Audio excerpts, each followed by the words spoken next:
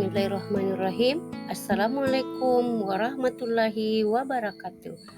Halo Bapak Ibu guru hebat. Bersama saya Nurida, calon guru penggerak angkatan 11 UPT SDN 98 Tongko. Perkenalkan, Bapak fasilitator saya Jumiran SPD MPD dan Bapak pengajar praktik Bapak Hasdin SPD.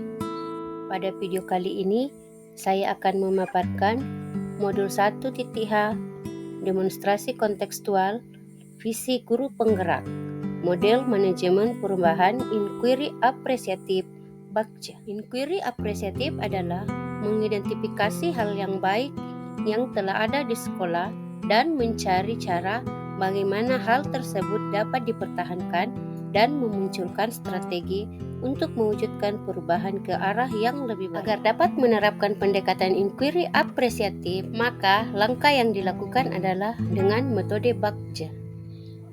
BAKJA terdiri dari B. Buat pertanyaan utama. A. Ambil pelajaran. G. Gali mimpi. J. Jabarkan rencana. A. Atur eksekusi. Buat pertanyaan berisi pertanyaan-pertanyaan untuk menentukan arah penelusuran. Ambil pelajaran, memandu bagaimana pengalaman positif individu, kelompok, atau komunitas lain yang akan dijadikan pembelajaran. Gali mimpi, berupa narasi keadaan ideal yang jika prakarsa perubahan telah terwujud. Jabarkan rencana, mengidentifikasi tindakan-tindakan yang akan dilakukan. Atur eksekusi, membantu transformasi menjadi kenyataan. Berikut visi yang telah saya buat sebagai harapan murid di masa depan adalah terwujudnya generasi religius, berakhlak mulia, cerdas, kreatif, dan mandiri. Berdasarkan visi yang telah saya buat, maka saya menyusun prakarsa perubahan untuk menjawantahkan profil pelajar Pancasila, yaitu mewujudkan generasi yang kreatif dan mandiri melalui pembiasaan berani bercerita atau berikut prakarsa perubahan yang saya tuangkan dalam BAKJA. Yang pertama, buat pertanyaan utama.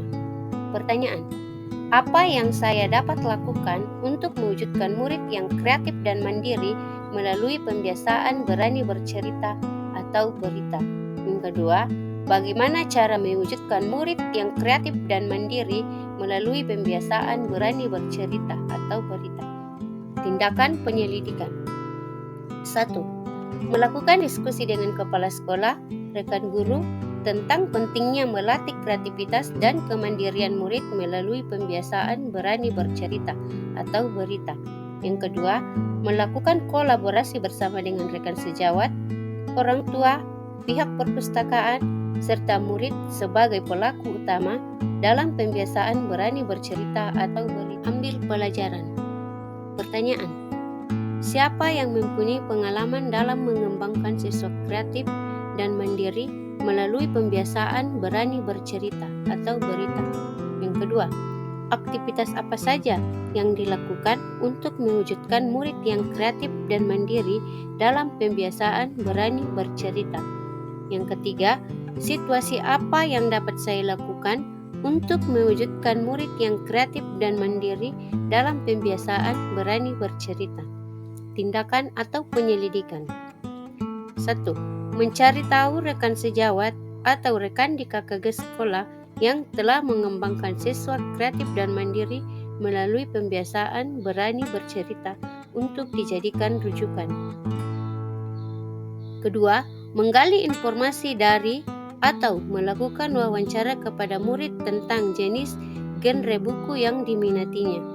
Yang ketiga, menumbuhkan mental murid untuk lebih percaya diri sehingga bisa kreatif dan mandiri dalam pembiasaan berani bercerita.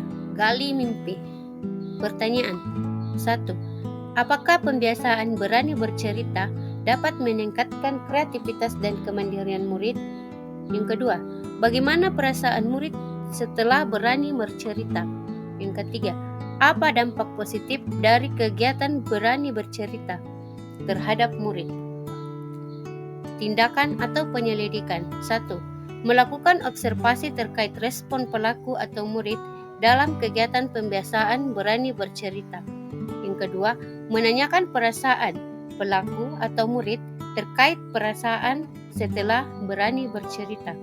Yang ketiga, mencatat progres murid dari kegiatan pembiasaan berani bercerita di sekolah. Yang keempat, melakukan evaluasi terhadap kegiatan pembiasaan berita di sekolah. Jabarkan rencana.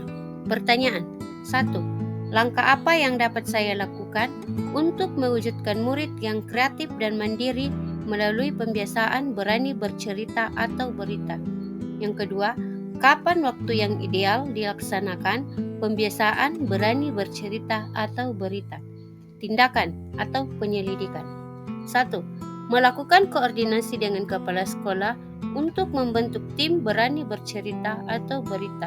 Yang kedua, membuat jurnal atau draft capaian murid dari pembiasaan berani bercerita.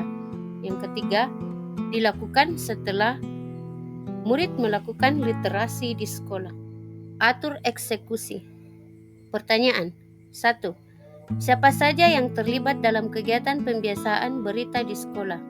Yang kedua, siapa yang bertanggung jawab memonitor agar jalannya kegiatan pembiasaan berita dapat berjalan dengan baik dan konsisten? Yang ketiga, apa indikator keberhasilan kegiatan pembiasaan berita di sekolah? Tindakan atau penyelidikan. 1. Membentuk tim gerakan pembiasaan berita. Yang kedua, menyusun program kerja dan pembentukan tim gerakan pembiasaan berita. Yang ketiga, menentukan jadwal monitoring harian atau evaluasi mingguan. Yang keempat, merefleksikan kegiatan pembiasaan berita secara berkala untuk mengetahui peningkatan yang terjadi dan melakukan perbaikan dalam pelaksanaan pembiasaan berita. Yang kelima, mengadakan gelar karya pembiasaan berita sebagai bentuk indikator keberhasilan. Demikianlah pemaparan saya. Terima kasih Bapak Ibu Guru hebat. Assalamualaikum warahmatullahi wabarakatuh.